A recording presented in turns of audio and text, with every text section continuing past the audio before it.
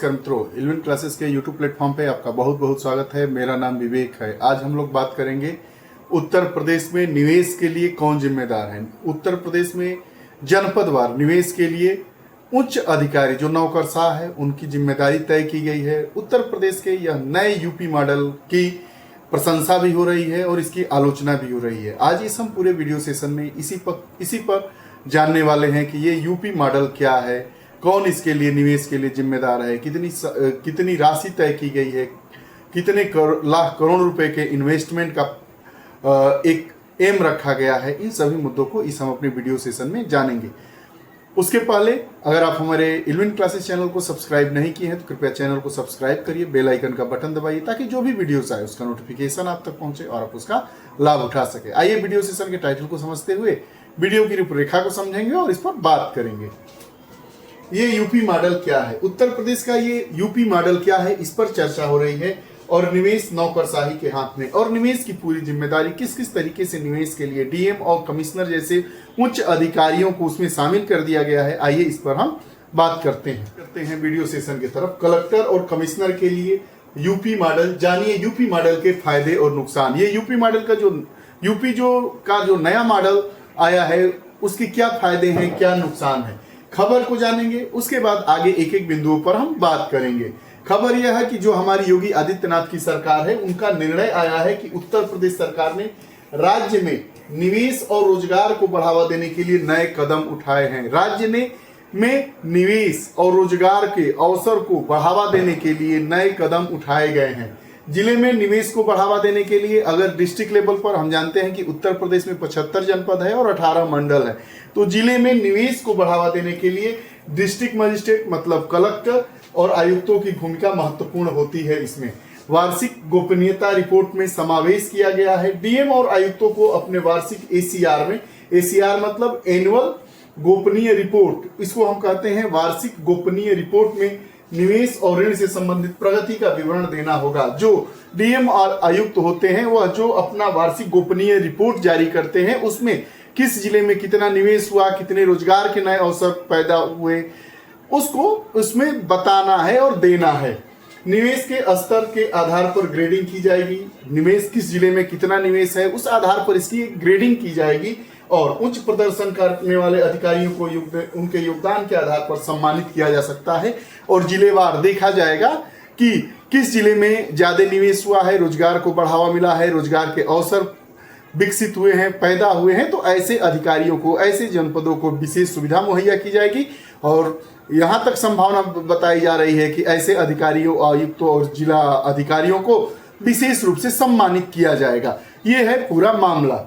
निवेश आकर्षित करने के लिए हालिया पहल क्या है, निवेश को, इन्वेस्टमेंट को कैसे आकर्षित किया जाएगा, उसके लिए अभी वर्तमान में क्या पहल, क्या योजनाएं हैं, उस पर आइए बात करते हैं। तो निवेश समारोह, राज्य में 10 लाख करोड़ के निवेश प्रस्ताव के लिए एक निवेश समारोह आयोजित करने की योजना है। राज्य में 10 लाख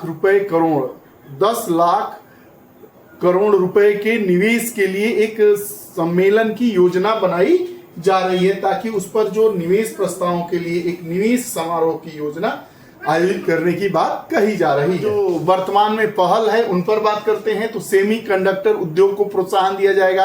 सेमीकंडक्टर की जो इंडस्ट्री है उसमें सेमीकंडक्टर को कैसे बनाया जाएगा, उसका कैसे विकास होगा, उसके प्रोडक्शन के बारे में तो उसको प्रोत्साहन दिया जाएगा।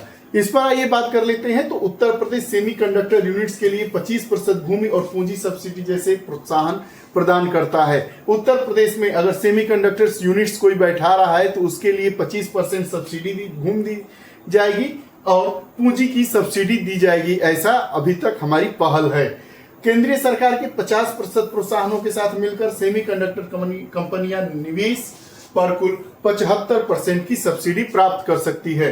सेमीकंडक्टर जो है उस पर अगर 100 रुपया इन्वेस्ट हो रहा है तो 50% 50 रुपया हमारे गवर्नमेंट ऑफ इंडिया देगी और 25 रुपया स्टेट गवर्नमेंट देगी, तो 75 तो ऋण हो गया। इस पर आपको मिला सब्सिडी और 25 रुपए ही आपको खर्च करना है, यही बात की जा रही है। अगर आगे बात करें ग्रीन हाइड्रोजन और अमोनिया जैसी परियोजनाओं की, तो निवेश प्रस्ताव प्राप्त हुए हैं। जो उत्तर प्रदेश सरकार ने ग्रीन हाइड्रोजन और अमोनिया परियोजनाओं के लिए लगभग 1.15 लाख करोड़ रुपए प्रस्ताव प्राप्त किए हैं। ये रहा अभी वर्तमान में जो निवेश के लिए पहल की जा रही है। हमने देखा सेमीकंडक्टर उद्योग के लिए अगर हम केंद्र सरकार की सब्सिडी और राज्य सरकार की सब्सिडी को जोड़ दें तो वह 75% हो जाता है। और निवेश के लिए हम चाहते हैं कि 10 लाख करोड़ रुपए का निवेश हो, उसको कैसे निवेश को लाया जाएगा उसके लिए एक हम सम्मेलन की योजना पर बात कर रहे हैं। और ग्रीन हाइड्रोजन और अमोनिया जैसे जो यूपी सरकार में ग्रीन हाइड्रोजन और अमोनिया परियोजना के लिए लगभग 1.15 लाख करोड़ रुपए के प्रस्ताव प्राप्त किए गए हैं। अब आइए बात करते हैं कि जो उत्तर प्रदेश का ये जो नया मॉडल विकसित किया गया है यह क्या है। तो निवेशकों के आकर्षण में बढ़ोतरी होगी।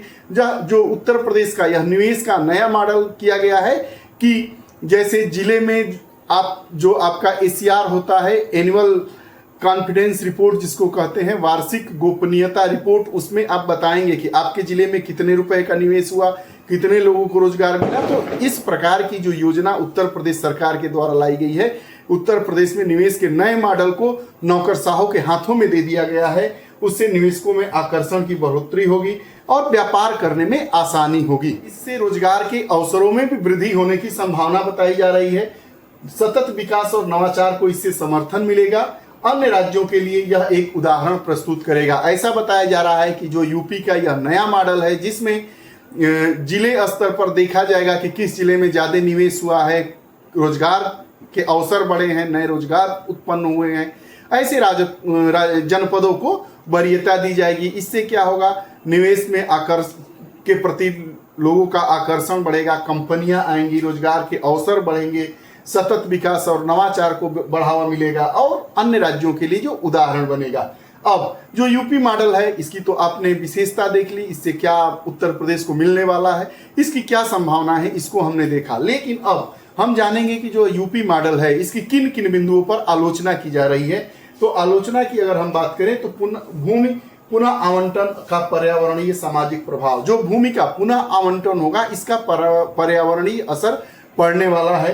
क्षेत्रीय असमानताएं पैदा होगी। जैसे आपने देखा कि उत्तर प्रदेश जो स्टेट कैपिटल रीजन बनाया जा रहा है, जैसे नेशनल कैपिटल रीजन है वैसे स्टेट कैपिटल रीजन बना रहा है, तो कुछ विशेष राज्य हैं, जो राज्य के कुछ विशेष जनपद है उन्हीं तक इसका विकास हो पाएगा, उन्हीं को विकास के ज्यादा अवसर मिलेंगे, निवेश के ज्यादा अवसर मिलेंगे। और जो दूर दराज के जनपद हैं उत्तर प्रदेश के वह इससे अछूते रह जाएंगे। तो यही चिंता व्यक्त की जा रही है कि जो यूपी का नया निवेश का मॉडल आया है रोजगार के अवसर को बढ़ाना, जिसका उद्देश्य है नए नवाचार को बढ़ावा करना, निवेश को आकर्षित करना, तो इससे क्या होगा कि जो जिले हैं प्रगति पर राज्य के उनको और प्रगति मिलेगी और जो पिछड़े जिले हैं उनमें यह योजना कारगर नहीं होगी। इससे क्या होगा, जनपदों में आर्थिक और क्षेत्रीय असमानता का प्रसार होगा।